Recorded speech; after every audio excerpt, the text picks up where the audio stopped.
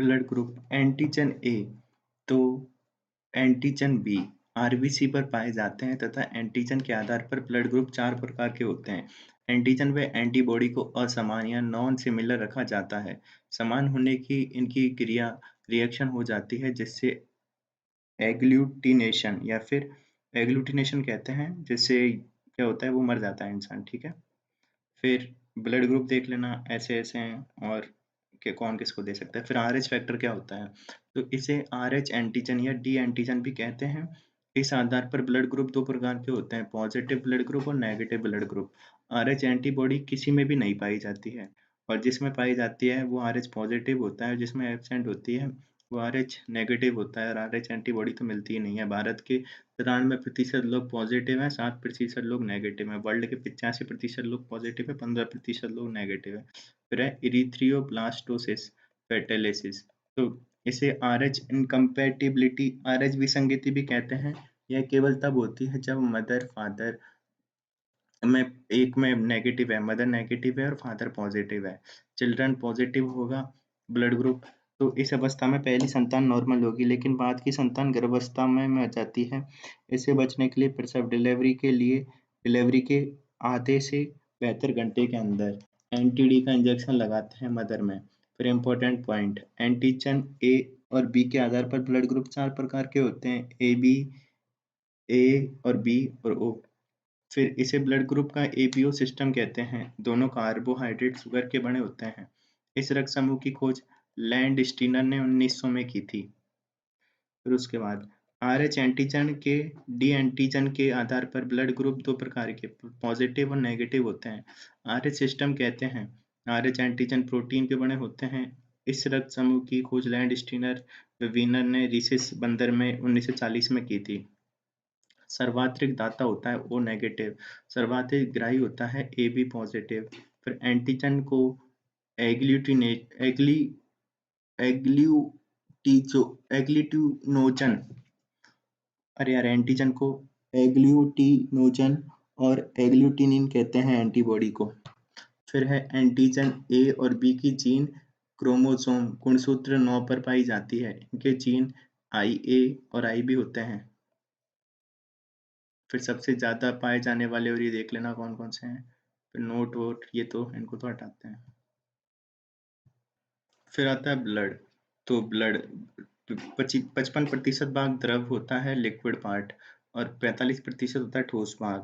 Plasma कहते हैं द्रव भाग को, और ठोस भाग को 3 कणिका के बना होता है, आरबीसी इरिथ्रियोसाइट, डब्ल्यूबीसी ल्यूकोसाइट और प्लेटलेट जिसको कहते हैं थ्रोम्बोसाइट। फिर ब्लड के क्या क्या होते हैं, तो ये तरल संयोजी ऊतक है। इसका भार बॉडी के 7 से 8% का होता है। ये 5 से 6 लीटर मात्रा में होता है। और RBC WBC platelet red bone marrow में बनती हैं और इसका पीएच होता है 7.4। फिर है इरिथ्रियोपियोसिस। तो आरबीसी के निर्माण फॉर्मेशन की क्रिया कहलाती है इरिथ्रियोपियोसिस। ल्यूकोपियोसिस कहलाती है डब्ल्यूबीसी के निर्माण की क्रिया, और थ्रोम्बोपियोसिस कहलाती है प्लेटलेट के निर्माण की क्रिया। फिर आरबीसी यानी कि इरिथ्रियोसाइट। ब्लड में सबसे ज़्यादा आरबीसी पाई जाती है। आरबीसी की कमी से ब्लड कम हो जाता है जिससे एनीमिया बीमारी हो जाती है। फिर हीमोग्लोबिन प्रोटीन से बनती है आरबीसी, और इसका जीवन काल 120 दिन का होता है और ये मनुष्य में 45 से 65 लाख के बीच होती है। न्यूक्लियस एब्सेंट होता है यानी कि केंद्रक एब्सेंट। फिर ये बायकनकेव यानी उभया अवतल होती है, और माइटोकॉन्ड्रिया एब्सेंट होता है, प्लीहा में इसको नष्ट कर देते हैं। फिर इरिथ्रियोपोएटिक ऑर्गन, इरिथ्रियोपोएटिक अंग कौन से हैं जहाँ आरबीसी ब्लड बनती है? बर्थ से पहले इसको इरिथ्रियोपोएटिक ऑर्गन कौन-कौन से होते हैं? यॉर्क, सैक, यकृत और प्लीहा। और बर्थ के बाद यूरोटोपोएटिक ऑर्गन कौन से? इरिथ्रियोपोएटिक ऑर्गन कौन से होते हैं? Red bone marrow. तो बर्थ से पहले तो होते हैं यॉर्क, सैक, यकृत, प्लीहा, और बाद में रेड बोन मैरो। फिर स्प्लीहा या फिर स्प्लीन क्या होती है? तो आरबीसी का कब्रिस्तान है। बर्थ से पहले इरिथ्रियोपोएटिक ऑर्गन कुछ मात्रा में आरबीसी ब्लड स्टोर संग्रह करता है, इसलिए इसे ब्लड बैंक भी कहते हैं। आरबीसी का परिपक्वन विटामिन B12 और विटामिन B9 के द्वारा होता है। हीमोग्लोबिन की व ग्लोबिन का बना होता है। हीमोग्लोबिन HB और हीम का बना होता है। तो ग्लोबिन हीम आयरन से बना होता है जो फेरस Fe2 अवस्था में पाया जाता है। आरबीसी Hb ऑक्सीजन का परिवहन ट्रांसपोर्ट करता है। Hb ऑक्सीजन से जुड़कर ऑक्सी हीमोग्लोबिन में बदल जाता है जो लाल रंग का होता है, इसलिए आरबीसी का रंग भी लाल होता है। नाइट्रेट के कारण हीमोग्लोबिन मैथ हीमोग्लोबिन में बदल जाता है जिसमें आयरन फेरिक या फेरिक यानी F3 अवस्था में पाया जाता है। ब्लू बेबी सिंड्रोम हो जाता है। फिर Hb 12 से 16 ग्राम का होता है। विटामिन B12 और B9 की कमी से मेगा ब्लास्टिक एनीमिया हो जाता है। आयरन की कमी से एनीमिया हो जाता है। सर्दी के दिनों में बंद कमरे में कोयले जलाकर सोने से मृत्यु हो जाती है क्योंकि जलने से CO यानी कि कार्बन मोनोऑक्साइड गैस बनती है जो Hb से जुड़कर कार्बोक्सी कार्बोक्सी हीमोग्लोबिन बनाती है जिसमें ऑक्सीजन O2 का परिवहन रुक जाता है। फिर इसके बाद है कौन सा WBC ल्यूकोसाइट। तो रोगजनक पैथोजन को मारकर शरीर की इम्यूनिटी प्रतिरक्षा बढ़ाती है। इसे पैथोसाइट फैगोसाइट भक्षाणु कहते हैं। इस क्रिया को फैगोसाइटोसिस कहते हैं। WBC का नंबर 4000 से 11000 के बीच होता है। अधिकांश रोग के समय WBC बढ़ जाती है लेकिन एड्स और टाइफाइड के समय कम हो जाती है। ब्लड कैंसर ल्यूकेमिया में WBC लाखों में हो जाती है। WBC 5 टाइप की होती है। कौन-कौन सी? एसिडोफिल, इओसिनोफिल और बेसोफिल, न्यूट्रोफिल, मोनोसाइट और लिम्फोसाइट। फिर न्यूट्रोफाइल और मोनोसाइट होते हैं। कौन से? न्यूट्रोफिल और मोनोसाइट होते हैं। ये दोनों मिला के फैगोसाइट कहलाते हैं और सभी WBC अस्थि मज्जा और बोन मैरो में ही बनती हैं। और लिम्फोसाइट होते हैं, वो 2 प्रकार की होती हैं, बी लिम्फोसाइट और टी लिम्फोसाइट। तो ये करती है एंटीबॉडी का निर्माण। और परिपक्व कहाँ पे होती है? बोन मैरो में। और मैच्योर कहाँ पे होती है? टी लिम्फोसाइट थाइमस ग्लैंड में। और एड्स में इनकी संख्या कम हो जाती है। तो ये तो डायरेक्ट भक्षण कर लेती हैं कौन सी? एसिडोफिल और मोनोसाइट। पर जो लिम्फोसाइट होती हैं ये डायरेक्ट भक्षण नहीं करती, ये क्या बनाती है? एंटीबॉडी। और ये होती हैं बी लिम्फोसाइट और टी लिम्फोसाइट। फिर होते हैं प्लेटलेट। तो ये सेल नहीं होती हैं, ये मेगा कैरियोटिक कोशिका द्रव्य के टुकड़े होते हैं। अतः इसमें केंद्रक अनुपस्थित होते हैं। इनकी संख्या 1.5 लाख से 4.5 लाख होती है और ब्लड क्लॉट रक्त थक्का बनाने में काम आती है। ब्लड क्लॉट बनाने की क्रिया को थ्रोम्बोसिस कहते हैं। ब्लड क्लॉट में 2 प्रक्रियाएं शामिल है, रक्त स्कंदन और समूहन। तो क्या है? रक्त स्कंदन में रक्त स्कंदन कारक कार्य आते हैं जो 13 होते हैं, जो 1 से 13। ये अधिकांश यकृत में बनते हैं। विटामिन के कुछ रक्त स्कंदन कारक के निर्माण में काम आता है। मुख्य रक्त स्कंदन कारक कौन से हैं? प्रोथ्रोम्बिन, फाइब्रिनोजेन और कैल्शियम। फिर ऐसे पदार्थ जो रक्त स्कंदन को रोक लेते हैं उन्हें प्रतिस्कंदनकारी कहते हैं, जो 2 प्रकार के होते हैं, प्राकृतिक प्रतिस्कंदक और कृत्रिम प्रतिस्कंदक। प्राकृतिक बनते हैं लीवर में, उदाहरण है हीपैरिन। और कृत्रिम ब्लड को बोतल या ब्लड बैंक में स्टोर करने में काम आता है, उदाहरण होता है EDTA और सोडियम साइट्रेट। फिर सीरम प्लाज्मा से सभी रक्त स्कंदन कारक वाले प्रोटीन जैसे फाइब्रिनोजेन, प्रोथ्रोम्बिन को हटा दिया जाए तो बचे द्रव को सीरम कहते हैं।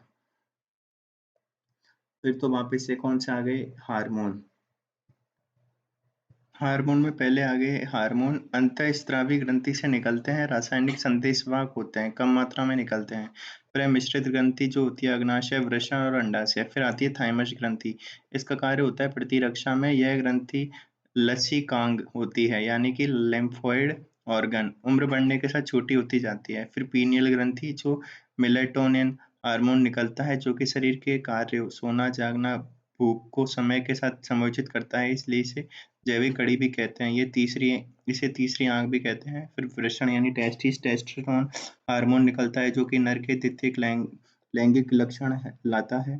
फिर कौन सा होता है? अंडाशय। एस्ट्रोजन और प्रोजेस्टेरोन हार्मोन निकलते हैं। एस्ट्रोजन मादा के द्वितीयक लैंगिक लक्षण लाता है, स्किन को मुलायम बनाता है, इसलिए सुंदरता का हार्मोन कहते हैं। प्रोजेस्टेरोन गर्भावस्था के लिए आवश्यक है, इसलिए इसे गर्भावस्था का हार्मोन भी कहते हैं। फिर है पैराथायरॉयड हार्मोन। पैराथायरॉयड हार्मोन निकलता है जिसे कोलिप हार्मोन भी कहते हैं। यह हड्डी से कैल्शियम को रक्त में लाता है। यह मूत्र से फॉस्फेट अधिक निकलवाता है। हार्मोन की कमी से रक्त में कैल्शियम कम हो जाता है, इसलिए मांसपेशियों में संकुचन होता है। इसलिए मांसपेशियों में संकुचन सही से नहीं हो पाता है, इसे टिटेनी कहते हैं। टिटेनस रोग अलग है, वो बैक्टीरिया से होता है, ठीक है। फिर थायराइड ग्रंथि। इसे थायरोक्सिन हार्मोन निकलता है जो आयोडीन की सहायता से बनता है। थायरोक्सिन हार्मोन के कार्य आधारी उपापचयी दर यानी पीएमआर को नियंत्रित करता है, बालावस्था में मस्तिष्क का विकास करता है, शरीर के तापमान को नियंत्रित करता है, शरीर की वृद्धि करवाता है। फिर है थायरोक्सिन हार्मोन की कमी से गोइटर घोंघा हो जाता है, गलगंड और जड़व जड़वा मानव मानता आ जाती है यानी कि क्रिटिनिज्म और मिक्सी मैक मिक्सीडेमा। थायरोक्सिन हार्मोन की अधिकता से ग्रेव रोग हो जाता है, गोइटर घेंगा आयोडीन या थायरोक्सिन हार्मोन की कमी से होता है। फिर थायराइड में सी कोशिका पाई जाती हैं जिसे कैल्सीटोनिन हार्मोन निकलता है जो कैल्शियम को रक्त की हड्डी तक पहुंचाता है। फिर है अग्नाशय ग्रंथि। अग्नाशय में कौन से हैं? लैंगरहैंस के द्वीप समूह पाए जाते हैं जिनमें 3 प्रकार की कोशिकाएं पाई जाती हैं। तो पहला आ गया अल्फा सेल, दूसरा आ गया बीटा सेल और तीसरा आ गया गामा सेल। अल्फा से होता है ग्लूकागोन, बीटा से होता है इंसुलिन और गामा से होता है सोमैटोस्टेटिन। फिर इंसुलिन जो ग्लूकोज को ब्लड से सेल तक ले जाता है, लीवर में ग्लूकोज को ग्लाइकोजन में बदलता है, अतः ब्लड में ग्लूकोज के स्तर को कम करता है, अतः हाइपोग्लाइसीमिया करता है। इंसुलिन की कमी से मधुमेह, डायबिटीज मेलिटस हो जाता है। फिर दो हैं ये देख लेना, लाइफ स्टाइल से होती है कौन सी? डायबिटीज मेलिटस 2 और डायबिटीज मेलिटस होती है ऑटो इम्यून डिजीज होता है। फिर ये इंसुलिन पर डिपेंड करता है, पहली वाली दूसरी वाली नहीं करती क्योंकि इसमें इंसुलिन बनता है पर रिसेप्टर खराब हो जाता है।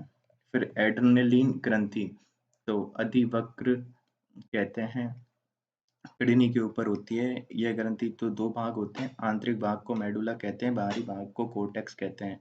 मेडुला से निकलने वाले हार्मोन होते हैं adrenaline hormone, nor adrenaline hormone, और कोर्टेक्स से निकलने वाले हार्मोन। 3 प्रकार के हार्मोन निकलते हैं, तीनों को ही स्टेरॉइड के बने होते हैं, इसलिए तीनों को कॉर्टिकोस्टेरॉइड कहते हैं।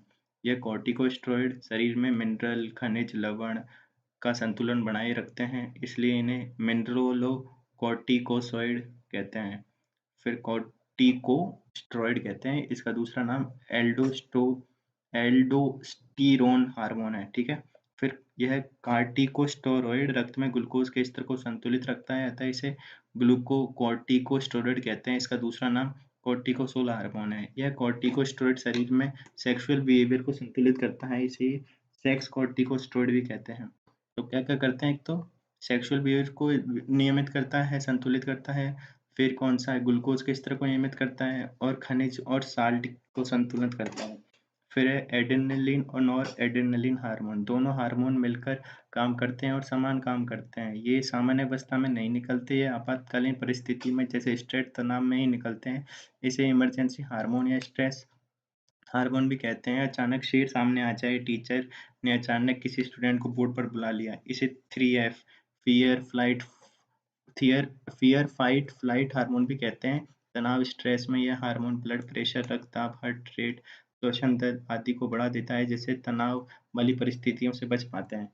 फिर है एल्डोस्ट्री एल्डोस्टीरोन हार्मोन। यह मूत्र, किडनी से पानी तथा सोडियम खनिज Na को रक्त में लाता है तथा इसका मुख्य कार्य है जो कि इसका मुख्य कार्य है, फिर इसलिए यह ब्लड प्रेशर का संतुलन बनाए रखता है। इसे लाइफ सेविंग हार्मोन यानी कि जीवन रक्षक हार्मोन कहते हैं। यह पोटेशियम खनिज को रक्त में मूत्र से स्रावित कर देता है बहुत थोड़ी मात्रा में, ठीक है। यह करता है ये मूत्र यानी कि किडनी से पानी तथा सोडियम खनिज को रक्त में लाता है, यानी कि ब्लड प्रेशर को संतुलित रखता है। फिर कॉर्टिसोल हार्मोन, यह भी सामान्य परिस्थिति में बहुत अल्प मात्रा में निकलता है, लेकिन भूख की अवस्था में उत्पन्न तनाव, स्ट्रेस में ज़्यादा निकलता है। भूख की अवस्था में लीवर में संग्रहित ग्लाइकोजन को ग्लूकोज में, स्किन में संग्रहित वसा को फैट को ग्लूकोज में, और फिर मांसपेशी में संग्रहित प्रोटीन को इसमें उसी में ग्लूकोज में बदल देता है। अतः भोजन नहीं मिलने पर रक्त में ग्लूकोज का स्तर बढ़ा देता है, जिससे ऊर्जा बनती है, इसलिए इसे स्ट्रेस हार्मोन भी कहते हैं। फिर भूख की अवस्था में इसे लाइफ सेविंग हार्मोन भी कहते हैं। सेक्स कॉर्टिकोस्टेरॉइड, यह सेक्सुअल बिहेवियर, लैंगिक व्यवहार को नियंत्रित करता है। अगर यह हार्मोन महिलाओं में ज़्यादा हो जाए तो मादा में नर के लक्षण आ जाते हैं, इसे विरिलिज्म कहते हैं। जैसे मादा में नर की तरह पूरे शरीर पर बालों की वृद्धि, यदि यह हार्मोन नर में ज़्यादा हो जाए तो नर में मादा के लक्षण आ जाते हैं, जैसे इसे गायनेकोमेस्टिया कहते हैं, जैसे नर स्तन का विकास। फिर adrenal, 4S gland, sugar, sex, salt, stress. Adrenal gland को 4S ग्लैंड भी कहते हैं। फिर ये हैं कुछ रोग हैं जो मैं नहीं कर रहा हूँ। फिर पीयूष ग्रंथि, यह तीन पिंड की बनी होती है, अग्रपिंड, मध्यपिंड, पश्चपिंड। अपन को पढ़ने हैं दो पिंड। अग्रपिंड, अग्रपिंड में आता है प्रोलैक्टिन, जो स्तन में दूध का निर्माण करता है, इसलिए दूध निर्माणकारी हार्मोन कहते हैं। फिर होता है वृद्धि हार्मोन यानी ग्रोथ हार्मोन, शरीर की वृद्धि कराता है। हार्मोन की कमी से बौनापन हो जाता है। कोशिका विभाजन में सहायक होता है। अधिकता से भीमकायता आती है। तो ये कौन सा है? ग्रोथ हार्मोन, जिसको क्या कहते हैं? सोमेटोट्रोपिन। फिर होता है एक पश्चपिंड। पश्चपिंड में कौन कौन से आते हैं? पश्चपिंड में आ गए कौन सा? ऑक्सीटोसिन, तो स्तन से भरे दूध को बाहर निकालता है। दुग्ध स्रावी हार्मोन कहते हैं। गर्भाशय में संकुचन करता है, प्रसव हार्मोन भी कहते हैं। और नर में कम होता है, मादा से भावुकता प्यार के लिए जरूरी है। फलों को पकाने में और मवेशियों से दूध ज्यादा बाहर निकालने में इसका प्रयोग किया जाता है। फिर है एंटी डाययूरेटिक हार्मोन, वैसोप्रेसिन, तो पानी को मूत्र से ब्लड में जाता है। मूत्र से पानी की हानि को कम करता है। रेगिस्तानी जानवरों में जाता है। ब्लड प्रेशर को बढ़ा देता है, वैसोप्रेसिन कहते हैं। और इसकी कमी से डाययूरिया हो जाता है, अतः इसे एंटी डाययूरेटिक हार्मोन कहते हैं। अल्कोहल, चाय, कॉफी लेने वालों से एडीएच कम हो जाता है, इसलिए मूत्र त्यागने की संख्या बढ़ जाती है। फिर कौन सी आती है? आँख। तो आई में आती है निमेशक पटल, तीसरी पटल या फिर अवशेषी होती है ये। और अशु ग्रंथि जन्म के 3-4 माह बाद बनती है। आंख में 3 परत होती है। पहली होती है बाह्य परत, उसमें होते हैं कॉर्निया और स्क्लेरा। तो कॉर्निया तो बनवाता है 1/6 से, और स्क्लेरा बना होता है 5/6 भाग का। फिर कॉर्निया पारदर्शी होता है। कॉर्निया नेत्रदान में कॉर्निया का दान करते हैं। कॉर्निया में रक्त आपूर्ति नहीं पाई जाती। कॉर्निया अपना पोषण जलीय द्रव से प्राप्त करता है। फिर होती है मध्य परत, जिसमें आइरिस व सिलेरी बॉडी होती है। आइरिस का कार्य क्या है? आइरिस के बीच में खाली जगह होती है, जिसे पुतली प्यूपिल कहा जाता है। आइरिस में रंगाकण होते हैं, इसलिए आइरिस काली, भूरी, नीली होती है। आंख का काला, भूरा, नीला रंग आइरिस के द्वारा ही बताया जाता है। आइरिस मांसपेशियों की बनी होती है। इसे संकुचन या शीतलन से पुतली का आकार बड़ा या छोटा हो जाता है, इसलिए आइरिस कैमरे के डायफ्राम की तरह कार्य करती है। आंख में प्रकाश कम जाएगा या ज्यादा जाएगा, इसका निर्धारण पुतली करती है। फिर अगला है सिलियरी बॉडी। तो लेंस का आलंबन तंतु से जुड़ा रहता है, तथा आलंबन तंतु का दूसरा सिरा सिलियरी बॉडी से जुड़ा रहता है, यानी कि लेंस को क्या करती है? स्थिर करती है। फिर है आंतरिक परत। तो रेटिना कहलाती है आंतरिक परत, और 10 परत की बनी होती है ये रेटिना। रेटिना की बाहरी परत शलाका, रॉड व शंकु कोण की बनी होती है। शलाका रात अंधेरे में देखने का काम करता है, और शंकु कलर या उजाले में देखने का कार्य करता है। रेटिना की आंतरिक परत न्यूरॉन की बनी होती है। रेटिना पे प्रतिबिंब बनता है, जो कि उल्टा होता है, छोटा होता है और वास्तविक होता है। ठीक है, रेटिना पे ही अंत बिंदु पाया जाता है, यानी कि ब्लाइंड स्पॉट। फिर आंख में उत्तल लेंस पाया जाता है। आंख में प्रकाश का 2 बार अपवर्तन होता है, एक बार कॉर्निया से और दूसरी बार लेंस से। अब ये तो कोई काम का नहीं है, फिर भी लेंस के आगे जलीय द्रव होता है और पीछे काचाव द्रव होता है। और आंख में 2 जगह रक्त आपूर्ति नहीं होती, कहाँ कहाँ पे? कॉर्निया में और लेंस पे। लेंस कैसा होता है? पारदर्शी, लचीला और क्रिस्टलाइन प्रोटीन का बना होता है। फिर आंख, आंख सबसे अधिक संवेदनशील पीले हरे रंग के लिए होती है। आंख की विभेदन क्षमता 1 मिनट या 1/60 होती है। ठीक है, अब निकट दृष्टि दोष क्या है? तो निकट की वस्तु स्पष्ट, दूर की वस्तु धुंधली। प्रतिबिंब रेटिना से पहले बनता है, और उपचार अवतल लेंस से होता है। तो निकट निकट में क्या है? ज्यादा शब्द, यानी कि अवतल लेंस। फिर कारण, आंख का बड़ा आकार और लेंस का ज्यादा मोटा होना। तो हम पास की चीज को देखते हैं तो आंख को फाड़ फाड़ के देखते हैं, ठीक है, तो इसलिए आंख का बड़ा और मोटा। फिर दूर दृष्टि दोष, तो दूर की वस्तु स्पष्ट, पास की वस्तु धुंधली, प्रतिबिंब रेटिना से दूर। और उपचार उत्तल लेंस, तो जब दूर दृष्टि में है तो दूर में 2 शब्द हैं, इसलिए उत्तल। और जब दूर की बात करते हैं तो हम आंख को छोटे चिपका के देखते हैं, और लेंस कम मोटा होता है। ठीक है, फिर जरा दृष्टि दोष ओल्ड एज में होता है। निकट वस्तु धुंधली होती है और दूर की वस्तु धुंधली। तो इसके उपचार के लिए द्विफोकी लेंस आता है। फिर है दृष्टि वैषम्य, तो उपचार बेलनाकार लेंस से। और फिर है मोतियाबिंद, तो लेंस कठोर अपारदर्शी हो जाता है। उपचार लेंस प्रत्यारोपण द्वारा कृत्रिम लेंस लगाया जाता है। फिर है ग्लूकोमा, तो जलीय द्रव बढ़ जाता है जिससे आंख में दाब प्रेशर बढ़ जाता है। फिर है ट्रोकोमा, आंख में बैक्टीरिया के संक्रमण के कारण होता है। फिर होता है जनन तंत्र, तो नर जनन तंत्र में निम्न भाग होते हैं: वृषण, शुक्राशय, काउपर ग्रंथि, वृषण कोश, मूत्र मार्ग, शीशन, शुक्रवाहिनी, प्रोस्टेट और अधिवृषण। फिर वृषण लैंडिंग कोशिका से टेस्टोस्टेरोन हार्मोन निकालता है। सरटोड़ी कोशिका नवनिर्मित शुक्राणु को पोषण देती है। मातृ कोशिका से शुक्राणु का निर्माण होता है। फिर शुक्रवाहिनी, शुक्रवाहिनी नर नसबंदी में इसे काट दिया जाता है। इस प्रक्रिया को वैसेक्टोमी कहते हैं। शुक्राणु, फिर है अधिवृषण, तो शुक्राणु का परिपक्वन होता है। अधिवृषण में शुक्राणु अल्प समय तक संग्रहित रहते हैं।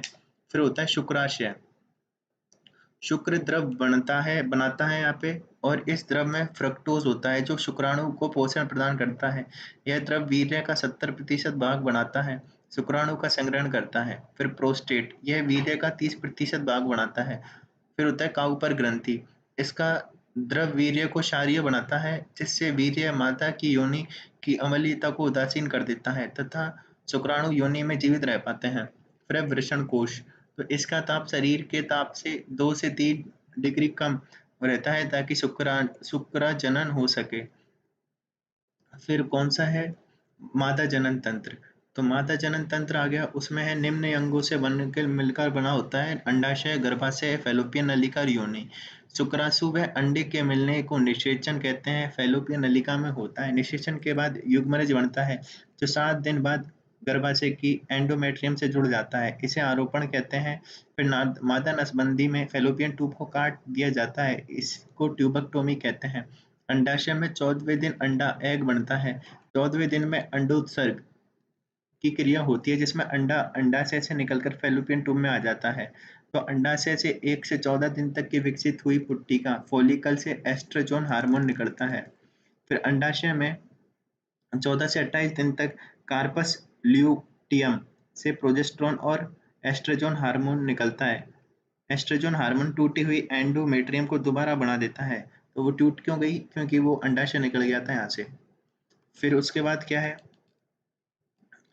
प्रोजेस्टेरोन हार्मोन एंडोमेट्रियम से ग्रंथियां बनाकर एंडोमेट्रियम को सहारा देता है। फिर एफएसएच हार्मोन 1 से 14 दिन तक अंडाशय में फॉलिकल पुट्टिका की वृद्धि कराते हैं, और एलएच हार्मोन 14वें दिन अंडोत्सर्ग कराता है। गर्भ निरोधक दवाइयों में एस्ट्रोजन व प्रोजेस्टेरोन दिया जाता है। फिर है MTP, medical termination of pregnancy. सबसे पहले 1971 में इसका लॉ बना था, और ये जो भी ठीक है, अब देख लेते हैं 2021 में बनाया उसको। कोई भी महिलाएं विवाहित या अविवाहित 24 सप्ताह की प्रेगनेंसी तक गर्भपात करा सकती है। 20 सप्ताह की प्रेगनेंसी तक गर्भपात के लिए एक डॉक्टर के द्वारा, और 20 से 24 सप्ताह तक की प्रेगनेंसी का गर्भपात के लिए 2 डॉक्टर के द्वारा कराया जाएगा।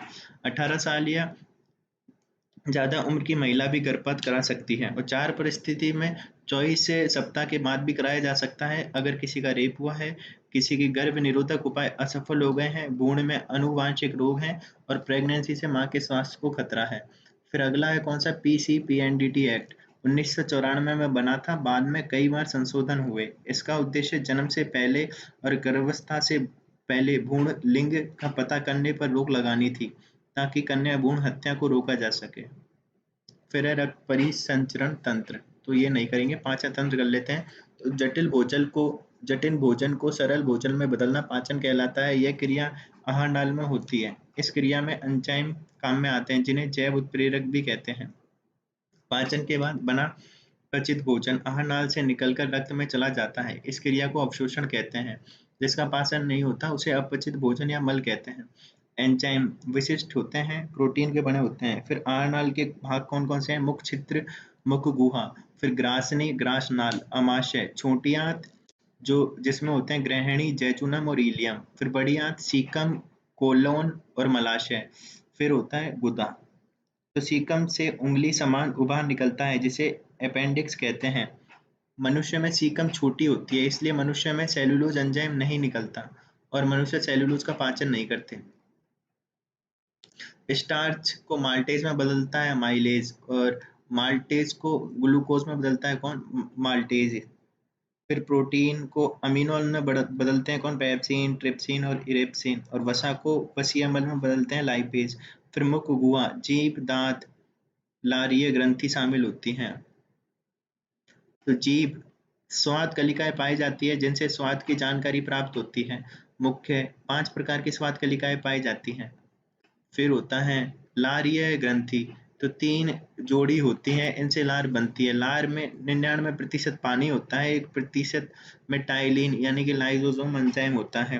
फिर टाइलिन स्टार्च को माल्टेज में बदल देता है, इसलिए टाइलिन को लारीय अमाइलेज एंजाइम भी कहते हैं। लाइसोसोम एंजाइम भोजन में आने वाले जीवाणु को नष्ट कर देते हैं, इसलिए लार एंटीसेप्टिक होती है। फिर लार की पीएच 6.8 होती है। फिर दांत, दांत 4 प्रकार के होते हैं। ये होते हैं इंसीजर यानी कृंतक, कुतरने काटने में। फिर होते हैं कैनाइन, ये होते हैं रंधक, रदनक।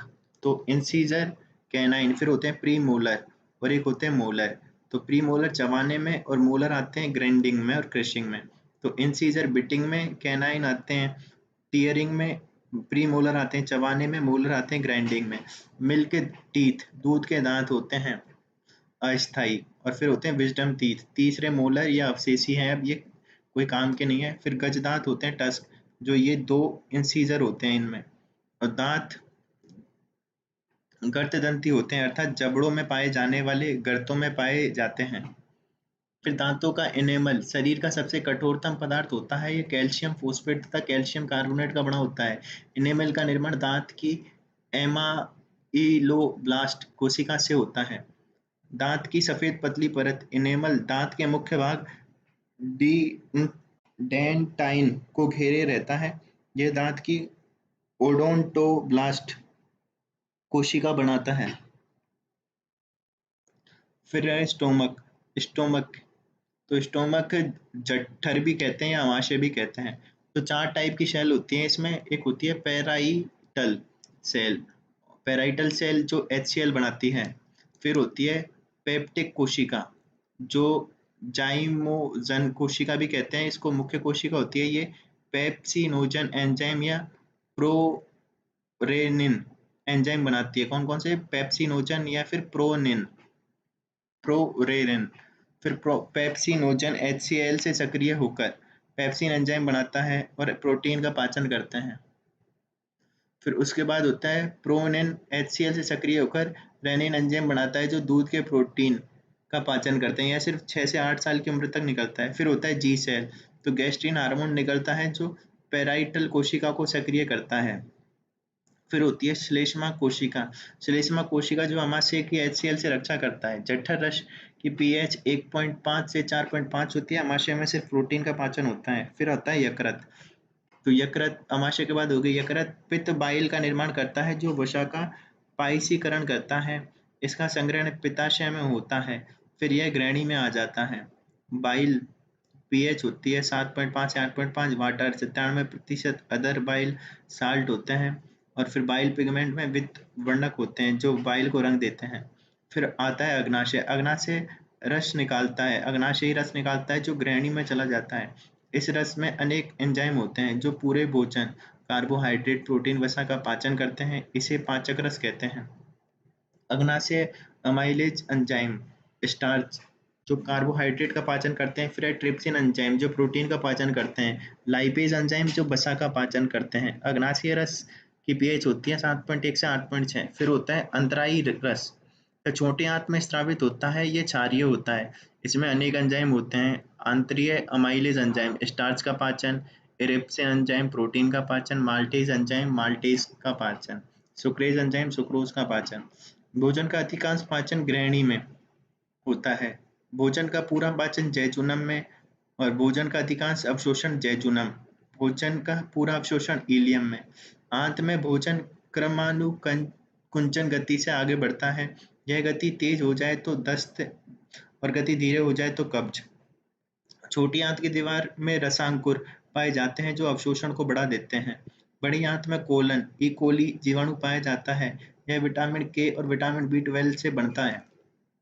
फिर आंतरीय रस या फिर सक्सेस एंटेरिक्स कहते हैं। अमाशय में अम्ल ज़्यादा हो जाए तो अम्लता एसिडिटी, फिर जठर घाव हो जाते हैं। इसके इलाज के लिए निम्नलिखित दवाई दी जाती है। एंटा एसिड जैसे MgOH2 AlOH3 ऐसी दवाई दी जाती है जो पैराइटल कोशिका को ब्लॉक कर देती हैं। उदाहरण प्रोंटोजोल, एमोप्रोजोल और रेनिटेडीन। अब आता है प्रतिरक्षा तंत्र। तो इम्यूनिटी कुछ होती है जन्मजात, जैसे कि स्किन, फीवर, कफ, खांसी, न्यूट्रोफिल बनाती हैं और विशिष्ट नहीं होती है, कम प्रभावी होती हैं। तो ये शारीरिक स्तर पर बनने वाले प्रतिरोध होते हैं। ठीक है, जैसे कि अपन ने स्किन बता दी है, फीवर के टाइम पे अपन गर्म हो जाते हैं, फिर खांसी, न्यूट्रोफिल और ये बनाते हैं। ठीक है, और जैसे कि लार व आंसू से क्या निकलता है, लाइजोसोम्स। फिर आंतों में क्षारीय पीएच और वजाइना में अम्लीय पीएच और अमाशय में HCl। तो ये क्या है, जन्मजात प्रतिरक्षा। फिर कुछ होती है अर्जित प्रतिरक्षा। तो ये बीमार होकर या रोग कारक को अनुभव करके विकसित होती हैं। एंटीजन एंटीबॉडी के सिद्धांत पर आधारित होती हैं और ये विशिष्ट होती हैं, अधिक प्रभावी होती हैं। तो ये 4 प्रकार की हो सकती हैं, जैसे कि है प्राकृतिक। प्राकृतिक सक्रिय प्रतिरक्षा, तो रोग होने के बाद मिली प्रतिरक्षा को कहते हैं प्राकृतिक सक्रिय प्रतिरक्षा। फिर कृत्रिम सक्रिय प्रतिरक्षा, तो टीकाकरण के बाद मिली प्रतिरक्षा को क्या कहते हैं, कृत्रिम सक्रिय प्रतिरक्षा। फिर है प्राकृतिक निष्क्रिय प्रतिरक्षा, तो किसी और के शरीर से बनी एंटीबॉडी से पाई गई प्रतिरक्षा का कहते हैं प्राकृतिक निष्क्रिय प्रतिरक्षा, जैसे कि IgG, IgA। तो बच्चा गर्भनाल से जैसे लेता है कौन, और दूध में कौन सा मिलता है अपन को, कोलेस्टोरम। फिर कौन सा है कृत्रिम निष्क्रिय प्रतिरक्षा, जिसमें कौन सी होती हैं, जो एंटी सीरम या फिर प्लाज्मा थेरेपी में, जैसे कि घोड़े पर सांप के जहर का प्रयोग करके एंटीबॉडी बनाई जाती है। तो ये कौन सी होगी, कृत्रिम निष्क्रिय प्रतिरक्षा। फिर अगला आ गया हर्ड इम्यूनिटी। हर्ड इम्यूनिटी क्या होती है, एक समूह ग्रुप पॉपुलेशन की होती है हर्ड इम्यूनिटी, यानी कि सब लोग एक साथ है ना क्या हो जाए, बीमारी से संक्रमित हो जाएं। तो संक्रामण रोग के लिए उत्पन्न होती है ये कम्युनिकेबल डिजीज में, कि अगर सारे लोग ही क्या हो जाएंगे, उससे संक्रमित हो जाएंगे, तो सब अपने एंटीबॉडी बना लेंगे, और सब एंटीबॉडी बना लेंगे तो अब किसी में फैलेगी नहीं, तो फिर वो कुछ लोग जो बच रहे हैं उन तक वो पहुंचेगी नहीं, हर्ड इम्यूनिटी। फिर है इंटरफेरोन। इंटरफेरोन क्या करता है, वायरस से संक्रमित कोशिका एक प्रोटीन बनाती है, इस जिसे इंटरफेरोन कहते हैं। ये दूसरी कोशिका में वायरस के संक्रमण को फैलने से रोकता है। फिर है लिम्फोइड ऑर्गन या फिर लसिका अंग। ऐसे अंग जहां लिम्फोसाइट का निर्माण व परिपक्वन होता है उन्हें प्राथमिक लसिका अंग कहते हैं, जैसे बोन मैरो, थाइमस। और परिपक्वन के बाद लिम्फोसाइट दूसरे अंगों में जाकर संक्रमित हो जाते हैं, इन्हें द्वितीयक लसिका अंग कहते हैं। उदाहरण स्प्लीहा, प्लीहा, फिर लिम्फ नोड और कौन से टॉन्सिल्स। अब एक होते हैं फैगोसाइट।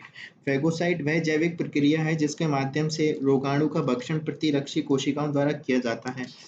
फिर इंटरफेरोन तो अपन ने देख ही लिया, एक बार वापस बताता हूँ। इंटरफेरोन वायरस से ग्रसित सेल द्वारा विशेष प्रकार के प्रोटीन तैयार किए जाते हैं।